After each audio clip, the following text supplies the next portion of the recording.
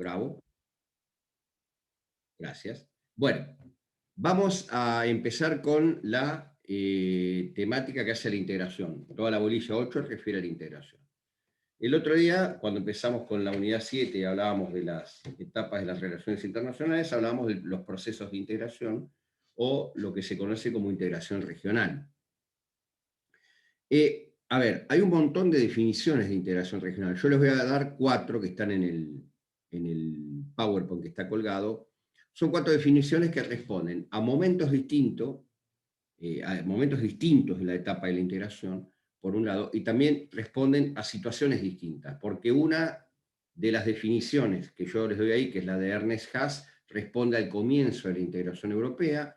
Después les coloco una definición de la CEPAL, Comisión Económica para América Latina, que responde al mismo tiempo de la integración europea, pero para la situación de América Latina. Después les doy una definición de Bela Balassa, que es el autor que escribe por primera vez acerca de lo que es la teoría de la integración, que describe los grados de integración y los modelos. Y por último, les doy una definición, que ahora vamos a ver, de una investigadora de la Universidad de Rosario, Iris Laredo, que falleció hace unos años, que desarrolló toda una teoría sobre la integración regional, y a partir de esa teoría se desarrolla uno de los modelos de integración.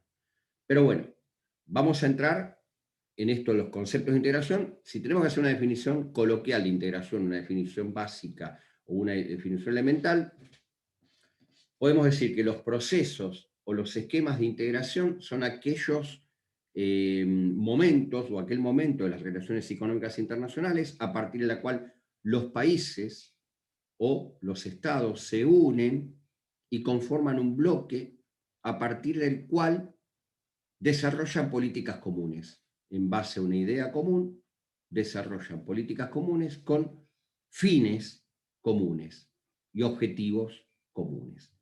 Básicamente, todos los procesos de integración tienden a eso. Conformación de un bloque formado por estados, a partir del cual se busca cumplir con objetivos que son comunes. Vamos a las definiciones propiamente dichas. Son las que están ahí. ¿Se ven, Alfredo? ¿Las ven ahí? Sí, se ve. Sí, profe, se ve. Perfecto. Bueno, fíjense, vamos a empezar por la del medio, la de Ernest Haas. Ernest Haas. Ernest Haas elabora la definición de integración a partir del proceso de la Unión Europea, de la Comunidad Económica Europea. Él dice que la integración es un proceso de transferencias de lealtades nacionales a una entidad más amplia. Una cuestión, cuando hablamos de integración hablamos siempre de proceso, no hablamos de momento o situación específica o un statu quo de las relaciones internacionales. La integración es un proceso que va profundizándose y ampliándose. Lleva años conformar un bloque de integración, no se conforma de la noche a la mañana, porque es un proceso político, pero al mismo tiempo es un proceso económico. Ernest Haas habla de la ramificación de la integración, porque él explica la integración de Europa como una delegación de lealtades nacionales. ¿Qué quiere decir esto? Con que los estados le dan a un organismo, una entidad supranacional. ¿Qué quiere decir supranacional? Que está por sobre la organización estatal tradicional, le dan el poder de tomar decisiones sobre ciertas cuestiones que son propias del proceso de integración. Entonces, la definición de Haas, que es la primera definición más básica de integración, se ajusta a la década del 50, 1950-1957, momento en el cual se conforma la Comunidad Económica Europea. Definición circunscripta o limitada a Europa. Definición de la CEPAL, que es una definición un poquito más aplicable a América Latina y sobre todo a partir de 1950. ¿Qué dice la CEPAL? Coincide que es un proceso, hay una coincidencia, hablamos de un proceso, pero ese proceso tiene un fin y un elemento muy específico, un fin y un elemento muy determinado, que es considerar la integración como una herramienta. La integración no es un fin en sí mismo. La integración o los procesos de integración se conforman como una herramienta para que los estados consigan un mejor posicionamiento en el nivel o en la situación de las relaciones económicas internacionales en las cuales tienen una desventaja con relación al resto de los países. La CEPAL, década del 50, desarrolla los procesos de integración como herramienta para conformar o establecer una mejor situación o un mejor estatus de los países que se integran, fundamentalmente los latinoamericanos, en relación con los países más desarrollados, los países del norte, Estados Unidos y los países europeos fundamentalmente. ¿Qué dice la CEPAL? Es un medio, por eso les digo, es una herramienta, no es un fin en sí mismo. Medio de coadyuvar al logro de objetivos sociales en el plano nacional y para viabilizar una participación más equitativa y dinámica en el sistema internacional. A diferencia de Haas, que habla de transferencia de lealtades a un organismo supranacional, la integración vista desde el punto de vista latinoamericano es un medio de llevar a los estados a un posicionamiento en el esquema internacional más equitativo, para que puedan tener mayores ventajas frente al desarrollo de los países del norte. Bela Balazs. ¿Por qué es importante este autor? Bela Balazs es el primer autor que estudia y estratifica el concepto de integración regional. Él escribe un libro que se llama La teoría de la integración. ¿Y por qué es importante? Porque él establece la existencia de grados de integración, que los vamos a ver más adelante. Pero Bela Balazs dice que hay distintos grados de integración, que la integración es definida como un proceso y que ese proceso va teniendo distintas profundidades. Entonces, el concepto de Bela Balazs de teoría de la integración es el concepto sui generis aplicable a todos los grados de integración. Pero es importante porque él desarrolla la teoría de la integración. Es la primera vez que se sistematiza el estudio de la teoría de los esquemas o bloques de integración. ¿Qué dice Balazs? Vuelve a hablar de proceso, fundamental, es un proceso, no es un estado de situación específica en un tiempo determinado o en un momento determinado. Es un proceso con medidas dirigidas a abolir la discriminación entre unidades económicas pertenecientes a distintas naciones. Se caracteriza como la ausencia de formas de discriminación política o en la igualdad de trato en el área integrada. Es decir, los países que se integran son considerados iguales dentro del bloque de integración. Y hacia afuera se los considera como un bloque. Esto se logra a partir de un proceso que tiene distintas etapas, etapas políticas, etapas económicas, etapas territoriales, que vamos a ver fundamentalmente en el esquema de la Unión Europea, que ha sido el único esquema que ha llegado a conformar todos los grados de integración que describe este autor. Y finalmente, vamos a ver la definición de Iris Laredo, que es la que les decía hoy,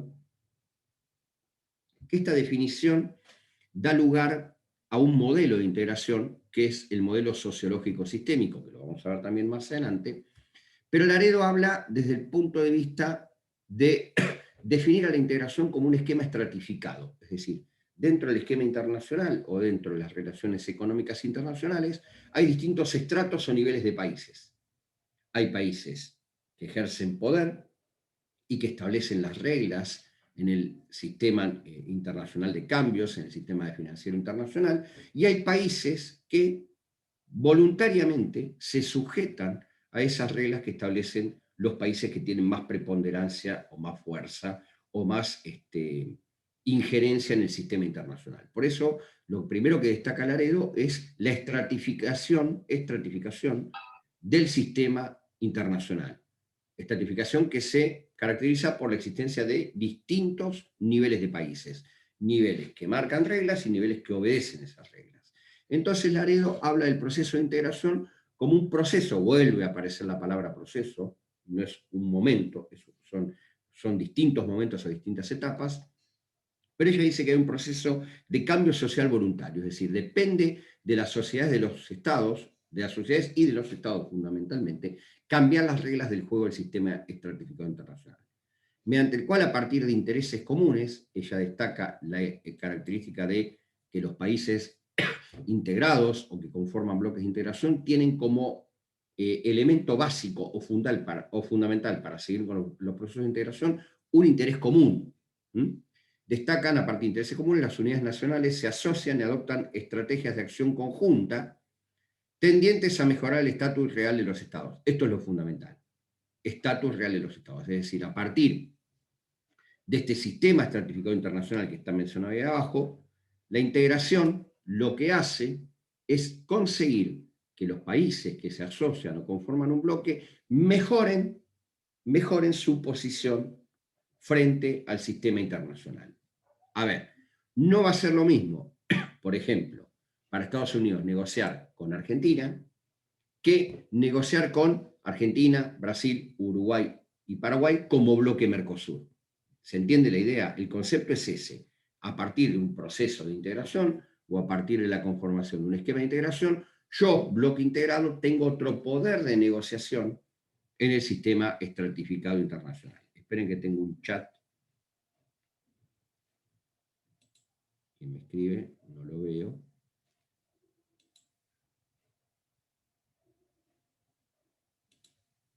Acá. Pedro dice, ¿podría ser el ejemplo de cuando Chile quiso unificar para comprar vacunas en conjunto? Chile no es parte del Mercosur.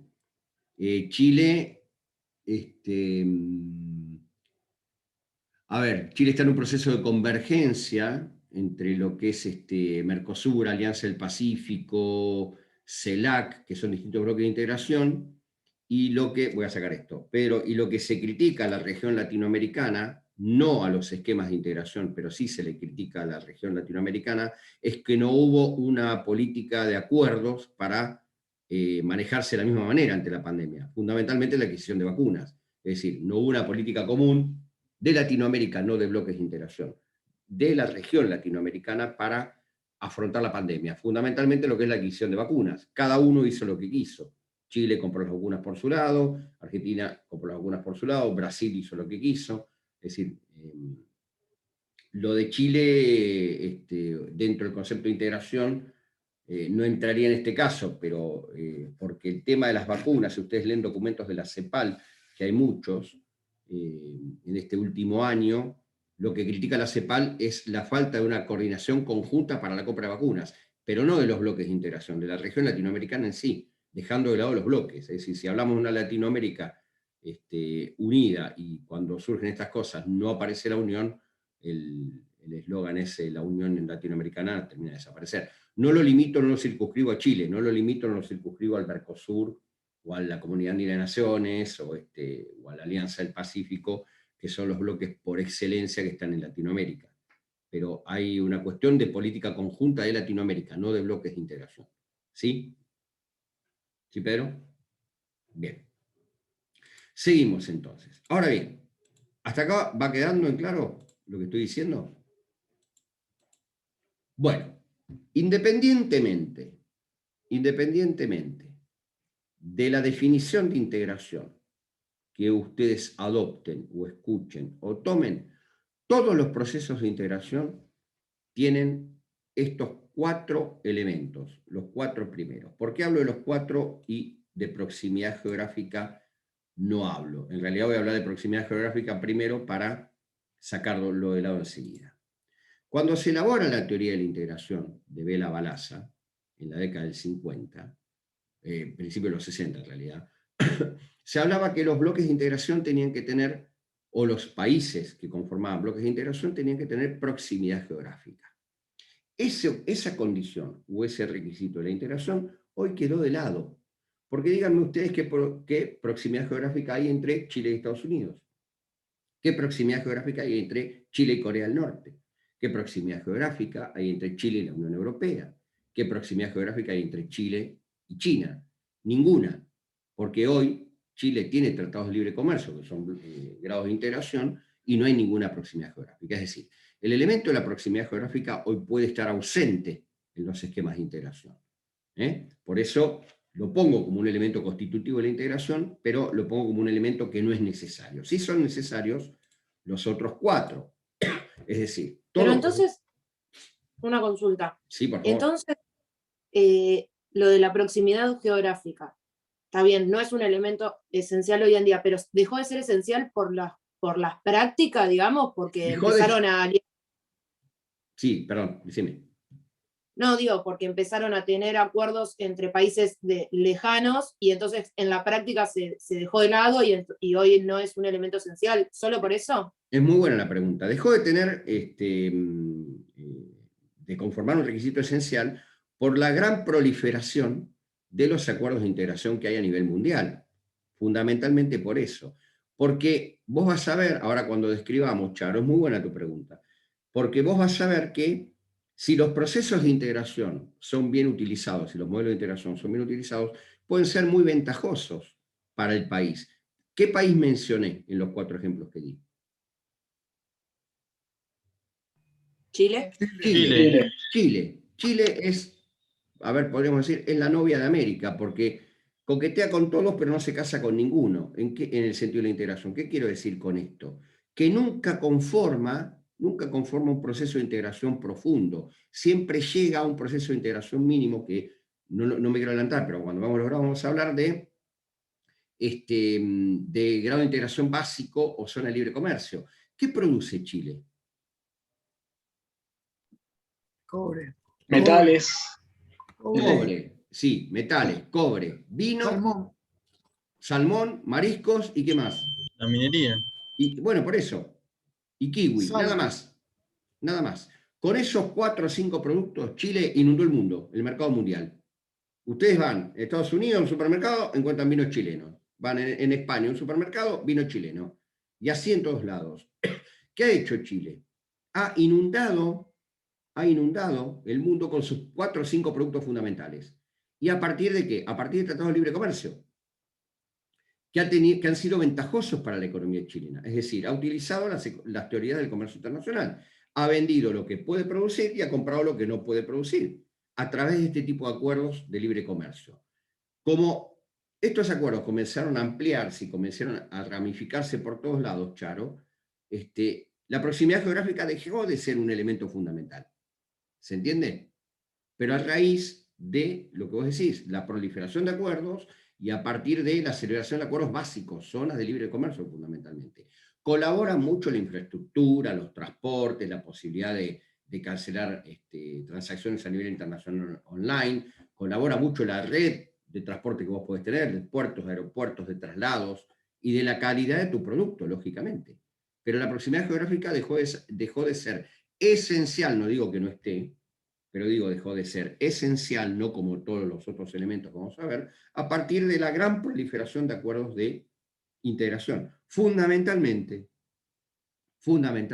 el acuerdo más básico que es la zona de libre comercio. Que ahora cuando veamos los grados vamos a hacer varias aclaraciones, porque también entra a jugar en este momento lo que dije la otra vez de las excepciones del trato nacional, de las excepciones de la cláusula de nación más favorecida, en la clase anterior, que les dije, cuando veamos el viernes los grados de integración, vamos a volver sobre esto. Esperen que tengo un chat.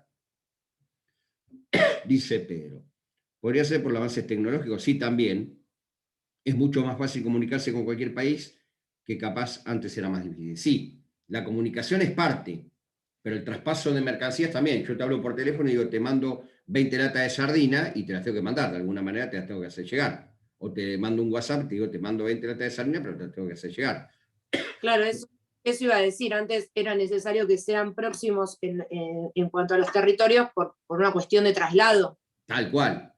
Por eso digo, la infraestructura y los avances de infraestructura que se dieron de la década del 60, del siglo pasado, hasta la actualidad, permiten que se celebren acuerdos de integración, aunque sean básicos, zonas de libre comercio. Pero la proximidad geográfica o proximidad territorial es un elemento. ¿Puede estar? Sí, puede estar, pero si no está, no afecta al grado de integración. Todo depende del esquema de integración del cual hablemos. Sí es necesario, o sí es fundamental, que estén los otros 4 elementos: la voluntad política, el interés común, la homogeneidad del grupo y la elección del modelo adecuado. Voluntad política, interés común, homogeneidad del grupo, elección del modelo adecuado. ¿Qué es la voluntad política?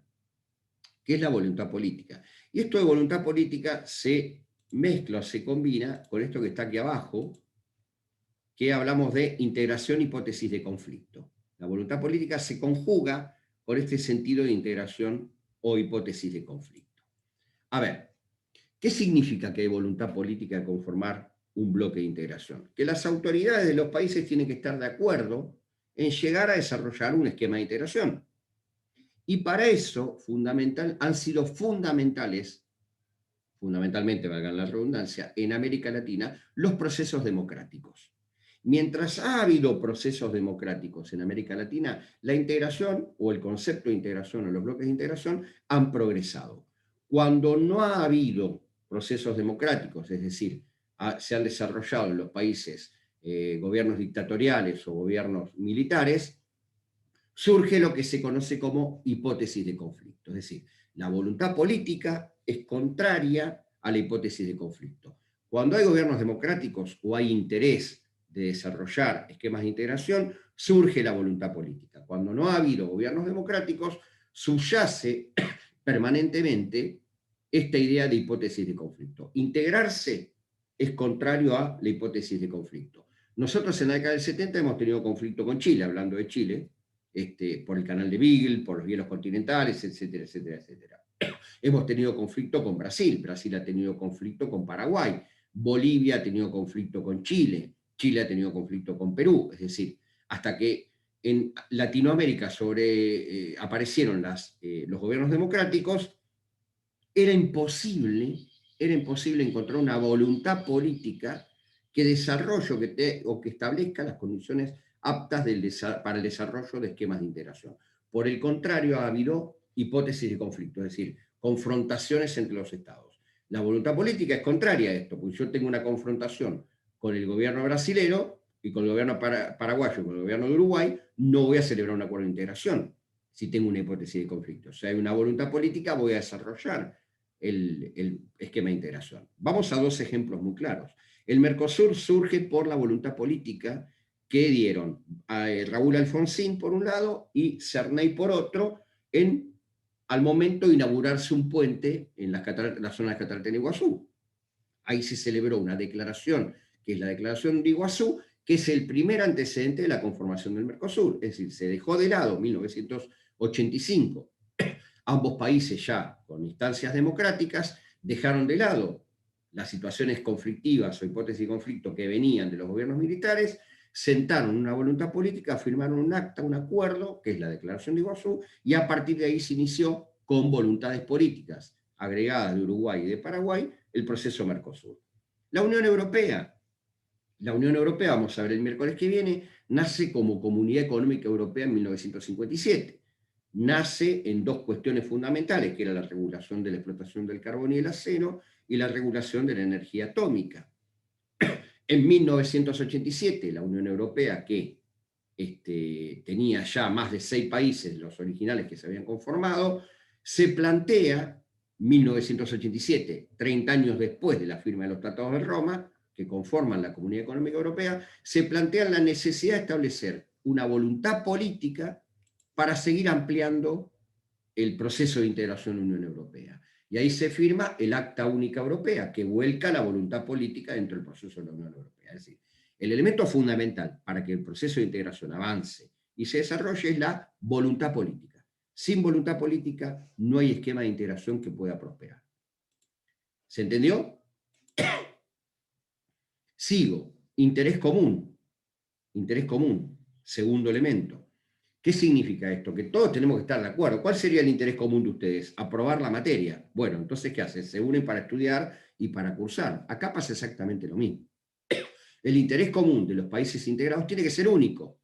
Porque si Argentina tiene un interés, si Chile tiene otro interés, Chile no, porque no es parte del Mercosur. Si Brasil tiene otro interés, si Uruguay tiene otro interés, si Paraguay tiene otro interés, y Venezuela, que sí es miembro del Mercosur, tiene otro interés distinto, se imaginan que el proceso de integración es casi inviable, es decir, va uno para un lado y otro va para el otro. Entonces, el segundo elemento consecuente de la voluntad política es el interés común. ¿Qué significa el interés común? Que todos tenemos que estar de acuerdo hacia dónde va el proceso de integración. Hacia dónde va el proceso de integración. El tercer elemento es la homogeneidad del grupo. Homogeneidad del grupo. Cuando hablamos de homogeneidad, la otra vez lo vimos en mercado, ¿se acuerdan cuando hablamos de mercados homogéneos? Cuando hablamos de la competencia monopolística, hablábamos de la homogeneidad de los productos. Bueno, acá pasa exactamente lo mismo. Yo me puedo hacer un esquema de integración con Estados Unidos, puedo firmar un acuerdo de integración con Estados Unidos y estar en la misma línea de negociación que Estados Unidos por economía, por producto bruto, por calidad de empleo, por alfabetización. ¿Puedo? No. Poder podés, pero Perdón, Delphi. No, que por ahí podés, pero no sé si te beneficiaría tanto como juntarte con alguien que esté más o menos como vos. Vos misma lo dijiste, Delfina. El tema es ese, que Estados Unidos puede hacerlo el acuerdo, pero yo me voy a ver menoscabado porque el poder de negociación va a ser muy bajo. La homogeneidad del grupo significa, como dice bien Delfina, que todos los países tienen que estar en una misma línea, tienen que ser parecidos o similares. ¿Parecidos en qué? En cuanto a lo que producen, en cuanto a su potencialidad, en cuanto a su nivel de industrialización, en cuanto a su inflación, en cuanto al nivel de empleo, en cuanto a la capacidad de inversión, en cuanto a la capacidad de traer capitales o no. La homogeneidad de grupo es la base de la conformación del esquema de integración. Homogeneidad porque son todos parejos, están todos en la misma línea, todos parten del mismo presupuesto. Entonces, homogeneidad es contrario a heterogeneidad. Y el último elemento fundamental es, ¿cuál era que habíamos dicho? Elección de modelo adecuado. Elección del modelo adecuado. Elección del modelo adecuado. Y acá voy a ir a los modelos, y después voy a volver sobre esta diapositiva. El modelo de integración a lo que aspira, vamos, cuando dieron ciclos económicos, por ahí hablaron de la profundidad del ciclo económico, el modelo de integración refiere más que nada a la profundidad del esquema de integración. Es decir, nos formamos un grupo, formamos un esquema de integración, pero tenemos que ver a dónde apuntamos, hacia dónde vamos. Ya tenemos la voluntad política, tenemos el interés común, somos países relativamente homogéneos, tenemos proximidad geográfica, podemos no tenerla, pero vamos a poner que tenemos, entonces tenemos que ver hacia dónde apuntamos. Si nuestro esquema de integración va a ser únicamente un esquema para ampliar el comercio, porque uno de los objetivos puede ser ese, ampliar el comercio intrazona o entre nosotros, y así potenciar nuestro nivel de comercialización, o si por el contrario vamos a tener modelos, un modelo de integración basado en la delegación de competencias en organismos supranacionales, delegación de capacidad decisoria en organismos que están por fuera de los estados tradicionales y por fuera de la administración tradicional de los estados. A eso apuntan los modelos, es decir, a la profundidad del bloque. ¿Qué vamos a hacer con este bloque de integración? Entonces, tenemos tres modelos que son fundamentales, hay muchos más, pero para lo que es las clases de grado, estos tres modelos son los que damos siempre a conocer. El modelo clásico, el modelo estructuralista y el modelo sociológico sistémico, que es el que le dije hoy que surgía a partir de la investigadora esta de la Universidad de Rosario, que se llama Iris Laredo, así se dice. Vamos al modelo clásico. El modelo clásico de integración se lo conoce como un modelo netamente comercialista.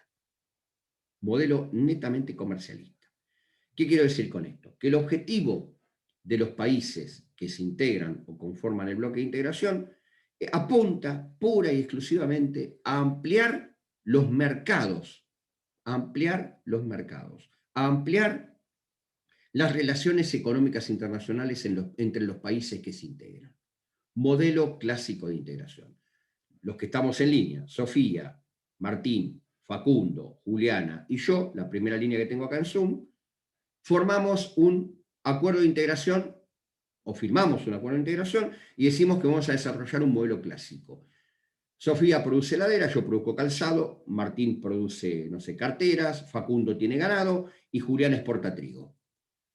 Entonces, ¿qué hacemos? Aumentamos el comercio entre nosotros, potenciamos el mercado entre nosotros, potenciamos la capacidad de generar mayor flujo comercial entre nosotros. Insisto, el modelo clásico, tomando las ideas de Ricardo fundamentalmente, lo que busca es una ampliación del mercado a nivel internacional entre los países integrados, ampliación del comercio entre los países que forman el grupo o bloque de integración. El segundo modelo de integración que tenemos ahí es el modelo denominado estructuralista. Su nombre lo indica. El modelo estructuralista lo que hace es establecer una estructura administrativa, burocrática y con capacidad decisoria por sobre la estructura de los estados. En el modelo estructuralista lo que aparece aquí es el concepto de delegación de competencias. Van a encontrar que algunos autores hablan de delegación de soberanía y otros hablan de delegación de competencias. Lo más apropiado en esta instancia es hablar de delegación de competencias. ¿Por qué? Porque se delegan capacidades decisorias que son propias de los estados en organismos llamados organismos comunitarios, organismos que están por fuera de la estructura tradicional de los estados que se integran.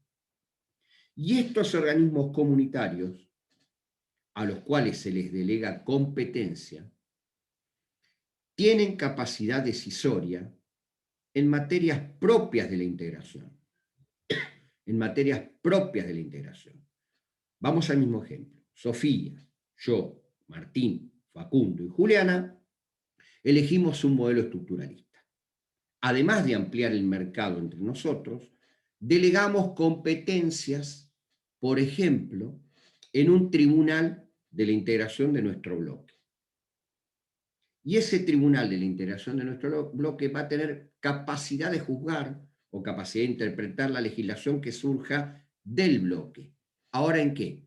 ¿En materia propia interna de cada Estado o en materia de legislación o derecho del bloque? El bloque. En materia del bloque, porque cada uno mantiene su autonomía. Hay delegación de soberanía, de competencias en ciertas materias. ¿Por qué modelo estructuralista? Insisto, porque se conforma una estructura que excede la capacidad de comercialización. Se conforma una estructura que está por sobre los estados. Y ahí anoten el concepto de supranacionalidad que vamos a verlo después. Y esa estructura tiene capacidad decisoria en materia de integración, en materia de normativas que son propias del bloque. ¿Se entiende? Modelo estructuralista, conformación de estructura. Más allá del modelo clásico que habla de la ampliación del mercado a nivel mundial. Solamente eso. Modelo clásico y modelo estructuralista. Queda menos de un minuto. ¿Volvemos y 45, 46? Ahí está, sí, gracias, Milagros. Perfecto. Vale. Y 46 volvemos.